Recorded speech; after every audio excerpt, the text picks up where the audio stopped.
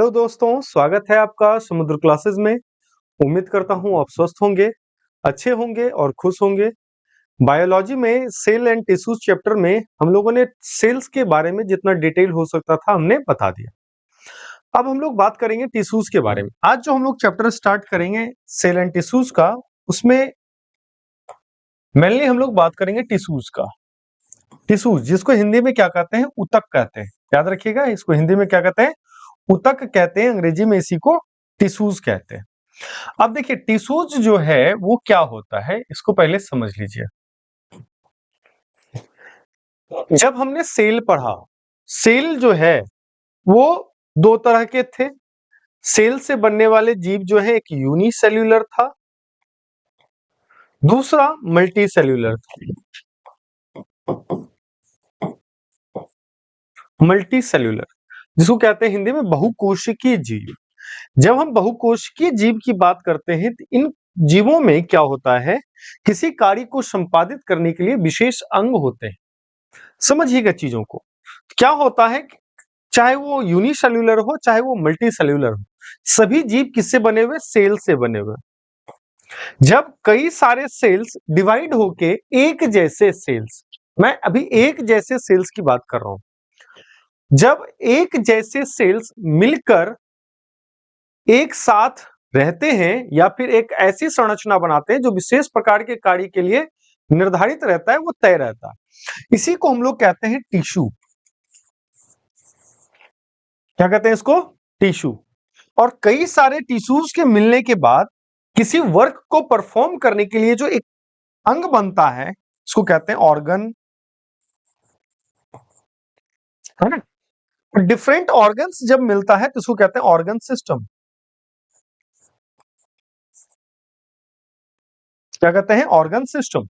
Organ system के बाद क्या बनता है आपका, बॉडी बनता है। क्या बनता है आपका, बॉडी बनता है। तो मल्टी सेल्यूलर जो है, जिसमें कि मेनली हमें पढ़ना है plants and animals.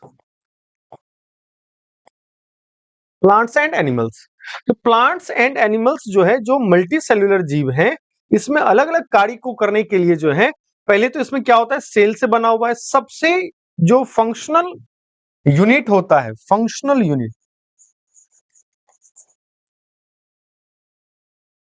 Functional unit होता है वो क्या है आपका, सेल। सेल क्या है, किसी भी जीव का क्रियात्मक इकाई होता है, सबसे सूक्ष्मतम इकाई होता है, सबसे बेसिक यूनिट होता है। इसी फंडामेंटल यूनिट से जो कई सारे फंडामेंटल यूनिट, कई सारे सेल्स जब मिल जाते हैं तो वही क्या बनता है आपका, टिश्यूज बनता है। तो सबसे पहले जब प्लांट को बनाने के लिए कोई टिश्यूज यूज होगा, कोई टिश्यूज होगा तो प्लांट टिश्यू कहलाएंगे। और जब कोई जंतु, कोई जीव के लिए बनेंगे तो वो क्या कहलाएंगे, एनिमल टिश्यूज।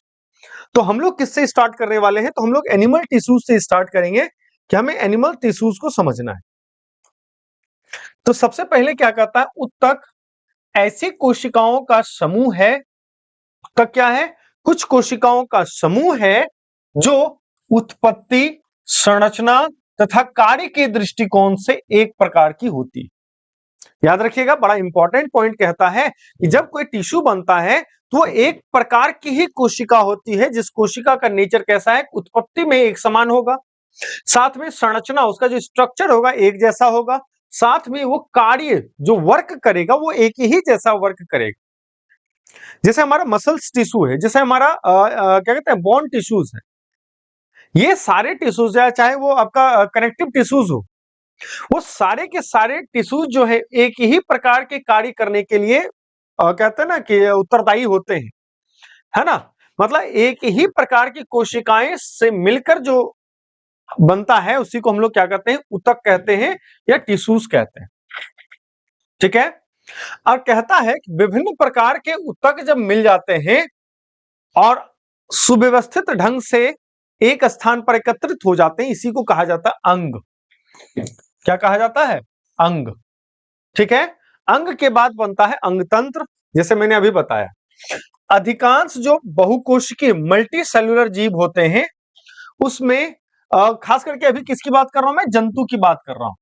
तो जंतु की जो ऊतक है वो मुख्यतः जो है वो चार प्रकार की होती है। है ना। अब ये 4 प्रकार की क्या है? पहला है उपकला या एपिथेलियम ऊतक, उपकला या एपिथेलियम ऊतक होता है। दूसरा आपका संयोजी ऊतक होता है। तीसरा आपका पेशीय ऊतक होता है। चौथा आपका तंत्रिका ऊतक होता है। पहला कौन सा था? तो याद रखिएगा, एपिथियल टिश्यूज, एपिथेलियम थीलियमी टिश्यूज होता है, कनेक्टिव टिश्यूज होता है, मस्कुलर टिश्यूज होता है और नर्वस टिश्यूज होते हैं। ये 4 तरह के टिश्यूज होते हैं मेनली किसमें? एनिमल्स में। एक एक करके हम लोग देखते हैं। पहला देखेंगे उपकला या एपिथेलियमी ऊतक को देखेंगे हम। ठीक है, तो चलिए स्टार्ट करते हैं बिना किसी देरी के। सबसे पहला है हमारा उपकला ऊतक। उपकला ऊतक देखिएगा कि सबसे बाहरी आवरण और सुरक्षात्मक आवरण को एपिथेलियमी ऊतक कहा जाता है या उपकला ऊतक कहा जाता है। जैसे कि हमारे स्किन के ऊपर जो सुरक्षात्मक कवर बना हुआ है वो किससे बना हुआ है? उपकला ऊतक से बना हुआ। ये एक सुरक्षात्मक ऊतक होता है, जैसे हमारा एसोफेगस हो गया, ट्रैकिया हो गया, जैसे कि हमारे आंतों की दीवारें हो गई, जैसे हमारा जो वस्कुलर सिस्टम है, जो क्या कहते हैं आपका नस है, उसका जो दीवार हो गया, सुरक्षात्मक जहां पर बात करते हैं तो वहां पर उपकला ऊतक या एपिथेलियमी ऊतक होता है। क्या पॉइंट्स है इसके? तो देखिएगा, उपकला ऊतक या एपिथेलियमी ऊतक शरीर की बाहरी सतहों और आंतरिक अंगों की गुहाओं को ढकने वाला एक रक्षात्मक ऊतक है। जैसे मैंने बताया, अब यहां पर बात क्या है? बाहरी सतह, जो बाहर में सतह है, इस सतह पर जो टिश्यूज होगा वो कौन सा होगा? तो उपकला ऊतक या एपिथेलियमी टिश्यूज होगा। साथ में जैसे गुहा की बात आती है, कैविटी की बात आती है, तो कैविटी कहां मिलेगा? जिसे हम मुख खोलते हैं, तो क्या है? मुख गुहा है ना। एक लंबा पाइप है, एसोफेगस है हमारे पास, आहार नाल जिसको कहते हैं। उस आहार नाल का जो गुहा का जो दीवार होगा वो किससे बना होगा? तो एपिथेलियमी ऊतक से बना होगा, जिसको कि हम लोग उपकला ऊतक कहते हैं, जो सुरक्षात्मक होता है या रक्षात्मक ऊतक होता है। तो याद रखिएगा, रक्षात्मक ऊतक कौन सा होता है? उपकला ऊतक, एपिथेलियमी ऊतक को रक्षात्मक ऊतक कहा जाता है। अगला पॉइंट कहता है, इस ऊतक की कोशिकाएं, इस ऊतक की जो कोशिकाएं, जो सेल्स होती है, एक दूसरे से बहुत करीब होती है, बहुत नजदीक होती है ना। ज्यादा दूर दूर नहीं होता, बहुत नजदीक होता है, जिससे कोशिकाओं के बीच बहुत कम खाली जगह बचता है। अब बहुत सघनता से, बहुत डेंसिटी के साथ ये बंधा रहेगा तो बहुत कम जगह बचेगा। कहता है जिससे यह एक सुरक्षात्मक परत बनता है ना। अब सुरक्षात्मक परत कैसे बना? ये तो सुरक्षा करेगा, और क्या कर रहा है कि बहुत सघनता से बंधा होता है, जिससे कि वो एक कहीं भी कोई भी खाली जगह नहीं छोड़ता है, जिससे ये रक्षात्मक जो है परत बन जाता है। कौन सा? एपिथेलियमी ऊतक। कहता है यह ऊतक शरीर की त्वचा, जो स्किन है, आंतरिक अंगों जैसे पाचन तंत्र, श्वसन तंत्र, रक्त वाहिकाओं के स्तर का निर्माण करता है। अब स्तर का निर्माण क्या हो गया? जैसे श्वसन तंत्र है, जैसे पाचन तंत्र है, पाचन तंत्र में हमारा क्या आ गया? एसोफेगस आ गया, हमारा एब्डोमेन आ गया, हमारा लार्ज इंटेस्टाइन हो गया, स्मॉल इंटेस्टाइन हो गया। ये सारी जो अंगे हैं, आंतरिक अंगे हैं, इसका जो दीवार है, इसका जो वॉल है, इंटरनल वॉल, उसको इस ऊतक के द्वारा बनाया जाता है, जो कि रक्षात्मक ऊतक होता है। कहता है डिफ्यूजन, जिसको विसरण कहते हैं, श्रवण तथा अवशोषण में सहायता करते हैं। ये क्या करता है? डिफ्यूज करता है, बाहर निकालने के लिए सिक्रीट भी कर सकता है ना। डिफ्यूज करता है, श्रवण कर सकता है, जिसको सिक्रीशन कहते हैं, और अवशोषण में यही टिश्यूज हेल्प करता है। जैसे कि हमारे पसीना निकलना, यहाँ पे सिक्रीशन हुआ ना, श्रवण हुआ ना, तो कौन सा टिश्यूज है? ये टिश्यूज जो हमारा है वो कौन सा है? एपिथेलियमी टिश्यूज है, या फिर आपका उपकला ऊतक है। आगे बढ़ते हैं। अब देखिएगा, कहता है एपिथेलियमी ऊतक को कोशिकाओं के आकार पर, या कहता कोशिकाओं के आकार और उनके स्थान तथा कार्य के अनुसार, देखिए ध्यान से देखिएगा क्या कह रहा है। एपिथेलियमी जो टिश्यूज है, उसको कोशिकाओं का आकार, उसमें जो सेल्स होता है उसका साइज के आधार पर, उसके कहां पर वो है एपिथेलियमी ऊतक, चाहे वो ये कहता है स्किन पर है, या फिर आपके एसोफेगस के अंदर है, चाहे आपके जीभ पर है, चाहे आपके माउथ कैविटी में है, चाहे आपके ट्रेकिया कैविटी में है, या आपके एब्डोमेन कैविटी में है, या गर्भाशय की कैविटी में है। तो किस कैविटी में है, किस स्थान पर है ये टिश्यूज, और उसका काम क्या है, वो क्या कार्य क्या कर रहा है, उसके अनुसार जो है एपिथेलियमी टिश्यूज को 3 प्रकार में डिवाइड किया जाता है। कितने प्रकार में? 3 प्रकार में एपिथेलियमी ऊतक को डिवाइड किया जाता है, सॉरी 4 प्रकार से डिवाइड किया जाता है। ध्यान रखिएगा, 4 प्रकार से डिवाइड किया जाता है। पहला क्या है? सल्की या सल्काव एपिथेलियम, सल्की या सल्काव एपिथेलियम, ठीक है। दूसरा स्तंभाकार एपिथेलियम, जिसको कॉलमनर एपिथेलियम कहते हैं। तीसरा क्यूबॉइडल एपिथेलियम। चौथा पक्षमल एपिथेलियम। ये 4 जो है एपिथेलियमी टिश्यूज होते हैं जीव के अंदर में, ठीक है। पहला है हमारा सल्की, सल्की या सल्काव एपिथेलियम। देखिए नाम से ही ये सजेस्ट कर रहा है कुछ ऐसा है जो सल्क का काम कर रहा है, मतलब बाहरी आवरण बना रहा है। तो कहता है ऐसी जो ऊतक होती है उसका जो आकार है वो कैसा है? चपटा है और अत्यधिक कैसा है? पतला है। तो एपिथेलियमी में कौन सा? सल्की एपिथेलियमी जो है वो कैसा है? चपटा है और साथ में अत्यधिक पतला भी होता है ना। अब कहता है इन कोशिकाओं के केंद्रक या न्यूक्लियस भी कैसे होंगे? चपटे होंगे। जब कोशिका ही चपटा है, इसका न्यूक्लियस और केंद्रक कैसा होगा? वो भी चपटा ही होगा। अब बताने की जरूरत नहीं है केंद्रक क्या होता है या न्यूक्लियस क्या होता है, क्योंकि मैंने इसको अच्छे से डिफाइन कर दिया। कहता है इस प्रकार का जो टिश्यू होता है उसकी कोशिकाएं फर्श या दीवार पर लगी चपटी ईंटों की तरह दिखती है। कैसी दिखती है? तो दीवार पर जो ईंटें, चपटी जैसी ईंटें लगी हुई रहती है ना, वैसा ऐसा इसका आकार दिखता है। कहता है सल्की एपिथेलियमी या सल्काव एपिथेलियम जो है त्वचा की बाहरी परत पर पाया जाता है। कहां पर पाया जाता है? त्वचा जो है, ये स्किन जो है, स्किन के बाहरी परत पर पाया जाएगा।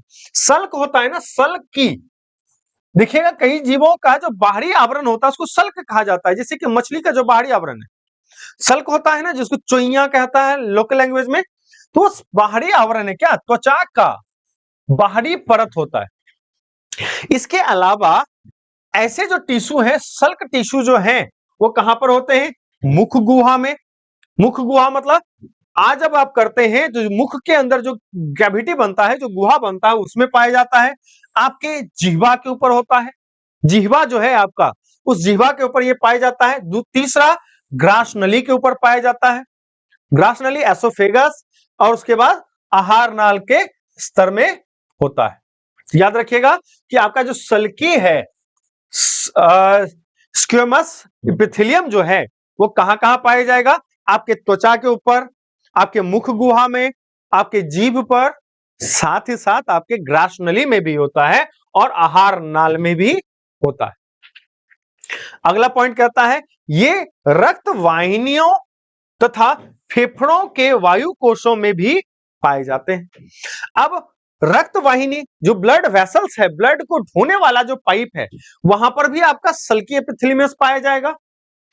दूसरा फेफड़ा, जो हमारा जो फेफड़ा है, लंग्स जो है, उस लंग्स का जो हवा को एब्जॉर्ब करने वाला जो वायु का छिद्र होता है वहां पर भी ये पाया जाता है। एल्विलाई कहते हैं उसको, क्या कहते हैं? एल्विलाई भी कहते हैं अंग्रेजी में। कहता है इनका कार्य जो है आंतरिक अंगों को सुरक्षा देना। क्या करता है? रक्षात्मक है। एपिथेलियम जहां पे यूज होगा तो वो तो रक्षात्मक ही होगा, चाहे वो सल्की हो या सिलिंड्रिकल हो या क्यूबॉइडल हो या कोई भी हो। तो ये कहता है कि ये आंतरिक अंगों को सुरक्षा देना तथा रक्त वाहिनियों एवं वायु कोशों में पदार्थों के विसरण में, पदार्थों के डिफ्यूजन में भी सहायक होता है ना। डिफ्यूज करता है मतलब पदार्थों का बाहर निकालने में भी सहायक होता है। तो याद रखिएगा ये बहुत इंपॉर्टेंट होता है एपिथेलियमी, ठीक है। आगे बढ़ते हैं।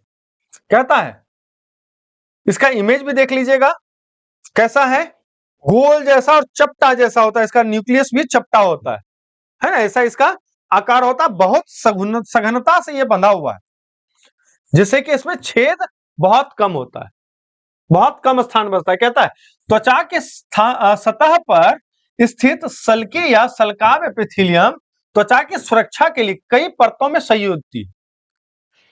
आपके स्किन के ऊपर, आपका जो स्किन है वो लगभग 3 लेयर में बना होता है। है ना, वो किससे है, एपिथेलियम ही से बना हुआ है, वो भी कौन सा, सल्की एपिथेलियम ही से बना हुआ है, एपिथेलियम से बना हुआ है। ऐसी सल्की या सल्काव एपिथेलियम स्तरित सल्की एपिथेलियम कहलाती है। जो त्वचा के ऊपर बना हुआ है, जो त्वचा का लेयर बना रहा है, उसको क्या कहा दिया, स्तरित सल्की एपिथेलियम। क्या कहा दिया गया, स्तरित स्टेयर्ड स्क्यूमस एपिथेलियम कहा जाता है। इसके संरचना को भी आप देख सकते हैं, पतली है और बहुत सघनता से एक दूसरे से बंधी हुई है। अगला देखते हैं हम लोग, स्तंभाकार एपिथेलियम। स्तंभ के समान इसकी आकृति है। कैसी आकृति है, यहां पर देखिएगा, स्तंभ के समान इसकी आकृति यहां पर दिख रही होगी आप, है ना। क्या था, ये भी क्या है, ऐसे उत्तक एक ही स्तर में सजे, एक ही स्तर में मतलब एक ही डायरेक्शन में सजा हुआ जो है, कॉलम टाइप का, कॉलम मतलब जो खड़ा खड़ा एकदम से खड़ा खड़ा देख रहे हैं ना, एक कॉलम टाइप का बना हुआ है, जैसे आप गिलास खड़ा करते हैं ना, उसी तरह से यहां पर ये एपिथेलियम जो है सजा हुआ है, इसीलिए इसको क्या कहा गया, कॉलमनर एपिथेलियम कहा गया, या हिंदी में इसी को कहते हैं स्तंभाकार एपिथेलियम। तो कैसा है, एक ही स्तर में मतलब एक ही लेवल पर सजा हुआ है, और कैसा है, स्तंभाकार है, कॉलम के जैसा है ना, कॉलम के जैसा इसका टिको सेल होता है। ये जो है ना, एक सेल है, एक सेल है, और कई सारे सेल्स जब मिलेंगे तब तो टिश्यू बनेगा ना। तो ये जो है कैसा सेल होगा, इसका स्तंभाकार सेल होगा। कहता है कोशिकाओं में मुक्त सिरे पर सूक्ष्म रसांकुर होता है। यहां पर देखिएगा, ये जो मुक्त सिरा है, जो फ्री सरफेस है, ये जो फ्री सरफेस है, इस फ्री सरफेस पर क्या है, सूक्ष्म रसांकुर है। क्या है, मैक्रोविलाई। क्या है आपका, मैक्रोविली है। अगला पॉइंट कहता है ये आहार नाल के वैसे भाग में पाए जाते हैं जहां पदार्थों का एब्जॉर्प्शन होता है, अवशोषण होता है। क्या होता है, याद रखिएगा, ये जो स्तंभाकार है एपिथेलियम, वो कहां पर पाया जाएगा, तो आहार नाल के, आहार नाल में देखिएगा एसोफेगस भी आ जाता है आपका, एब्डोमेन भी आ जाता है आपका, डोडेनम भी आ जाता है आपका, लार्जर इंटेस्टाइन भी आ जाता है आपका, स्मॉल इंटेस्टाइन भी आ जाता है, सारा काउंट होता है। तो कहता है कि वो कहां पर होता है, जहां पर एब्जॉर्प्शन का काम होगा वहां पर, और जहां पर कुछ निकालना होगा, जैसे आपके पेट में HCl निकलता है, तो निकलने के लिए उससे दीवार से जो भी पाचक रस निकलता है, सिक्रीशन हो रहा है ना वहां पर, जैसे छोटी आंत के भीतरी स्तर, छोटी आंत जो है स्मॉलर इंटेस्टाइन, उसके अंदर का जो स्तर है, अंदर का जो लेयर है, वो किससे बना हुआ है आपका, स्तंभाकार एपिथेलियम से बना हुआ है। कहता है अवशोषण एवं श्रवण, एब्सोर्प्शन एवं श्रवण मतलब एब्जॉर्प्शन एंड सिक्रीशन, मतलब एब्जॉर्ब भी करना और सिक्रीट भी करना, दोनों काम कर रहा है। इसके अलावा जो है ये मैकेनिकल सपोर्ट, मैकेनिकल सपोर्ट यांत्रिक अवलंब भी प्रदान करता है ना। क्या करता है ये, मैकेनिकल सपोर्ट भी प्रोवाइड करता है। कौन सा, तो आपका स्तंभाकार एपिथेलियम। ठीक है, संरचना भी आपने देख लिया और इसके डिटेल को भी आपने समझ लिया। अगला देखते हैं क्यूबॉइडल, क्यूबॉइडल एपिथेलियम। इसका जो आकार होता है वो कैसा होता है, क्यूबॉइड के समान होता है, घनाभ के समान होता है, या फिर इसको घनाभाकार एपिथेलियम भी कह सकते हैं, या अंग्रेजी में इसको क्यूबॉइडल एपिथेलियम भी कहता है। हिंदी में कई जगह पर आपको मिल जाएगा क्यूबॉइडल एपिथेलियम लिखा हुआ। तो आप इससे भी समझ सकते हैं कि ये कौन सा है, कैसा आकार होगा। तो इसका कैसा आकार है, एक क्यूबॉइड के समान आकार है। यहां पर आप देख रहे होंगे इसका जो आकार है वो कैसा है, क्यूबॉइड के समान है, मतलब एक बक्सा के जैसा इसका आकार होता है। कहता है इसकी कोशिकाएं जो है, इसका जो सेल होगा वो कैसा होगा, घनाकार होगा, घनाभ जैसा होगा, मतलब घनाकार होगा, स्क्वायर्ड होगा, क्या कहते हैं, क्यूबॉइड की तरह होगा। ठीक है, प्रत्येक कोशिकाओं में एक स्पष्ट गोलाकार न्यूक्लियस होता है। प्रत्येक कोशिकाओं में स्पष्ट जो है एक न्यूक्लियस होता है। देख रहे हैं सब में एक एक न्यूक्लियस है ना, और ये सब मिल जाएगा तो क्या बनेगा, क्यूबॉइडल एपिथेलियम टिश्यूज बनेगा। यह कहां पाया जाएगा, तो स्लाइवरी ग्लैंड में, जो आपके गर्दन गला के पास जो स्लाइवरी ग्लैंड है वहां पर यह पाया जाता है। साथ ही साथ जो पसीना आने वाली ग्रंथि है, जो स्वेट ग्लैंड है, वहां पर यह पाया जाएगा, और साथ में वृक्क नलिकाओं में, कहां पर? ब्रिक जो आपका किडनी होता है उसके पाइप में पाया जाता है, नलिकाओं में पाया जाता है। तो याद रखिएगा कि आपका क्यूबॉइडल एपिथेलियम जो है वो कहां कहां होगा? तो स्लाइवरी ग्लैंड में होगा, दूसरा श्वेत ग्रंथि जिसको कि हम लोग स्वेट ग्लैंड कहते हैं वहां पर होगा, और ब्रिक की नलिकाओं में भी ये पाए जाती है। अवशोषण मतलब एब्जॉर्प्शन और सिक्रीशन के अतिरिक्त जो है ये अंगों को यांत्रिक अवलंब भी देता है, मतलब मैकेनिकल सपोर्ट भी देता है, मतलब ये इधर उधर नहीं होने देता है, ये कहिए तो बांध के रखने का काम करता है। मैकेनिकल सपोर्ट का मतलब हो जाता है किसी चीज को पकड़ के रखना या किसी चीज को बांध के रखना जो है वो कहलाता है उसका मैकेनिकल सपोर्ट। ठीक है, तो समझ में आ गया होगा ये क्या था आपका क्यूबॉइडल एपिथेलियम। अगला जो है वो है आपका पक्ष्मल एपिथेलियम, इसको कहते हैं सिलेटेड एपिथेलियम। सिलेटेड एपिथेलियम जो है देखिएगा शरीर के कुछ अंगों जैसे ट्रेकिया, ट्रेकिया जब आप रेस्पिरेटरी सिस्टम आप पढ़ेंगे उस समय आपको समझ में आएगा ट्रेकिया क्या होता है। तो समझिए शरीर का एक पार्ट है जिसको कहते हैं हम लोग ट्रेकिया, कहता है ये शरीर के कुछ अंग जैसे ट्रेकिया के भीतरी सतह पर स्थित स्तंभाकार एपिथेलियम में सीलिया या पक्षमाभ होते हैं। क्या होता है? स्तंभाकार एपिथेलियम में जो स्तंभ के समान एपिथेलियम है ना, सिलिंड्रिकल एपिथेलियम है, उसके कहां पर होता है? सीलिया में या पक्षमाप पे होता है। कहता है सीलिया या सिलियरी गति के द्वारा श्वसन नली, जो श्वसन नली है हमारा रेस्पिरेटरी पाइप जो है कि भीतरी सतह पर जो है ये क्या करता है? म्यूकस या श्लेष्मा को एकत्रित नहीं रहने देता। श्लेष्मा जैसे कि कहते हैं ना कि जो चिपकाने का, नाक में देखिएगा जो गंदगी को अब्सॉर्ब करने वाला जो म्यूकस होता है या जो श्लेष्मा जो उत्पन्न होता है उसको एकत्रित नहीं रहने देता है। वो कहां पर? तो याद रखना है कहां पर होता है? ये ट्रैकिया में होता है ना। मैंने बताया था ना रेस्पिरेटरी सिस्टम जब आप पढ़ेंगे तब समझ में आएगा। श्लेष्मा को एकत्रित नहीं रहने देता। इस प्रकार के उत्तक जो है पक्षमाभी या पक्षमल एपिथेलियम कहलाते हैं। इसको हम लोग क्या कह सकते हैं? पक्षमाभी, पक्षमाभी या पक्षमल एपिथेलियम कहते हैं। कहता है श्वसन नली के अलावा, श्वसन नली के अलावा जो है ये उत्तक जो है अंडवाहिनी, जो फीमेल्स में अंडवाहिनी नलियां होती है वहां पर गर्भाशय में भी पाया जाता है। कहां पर?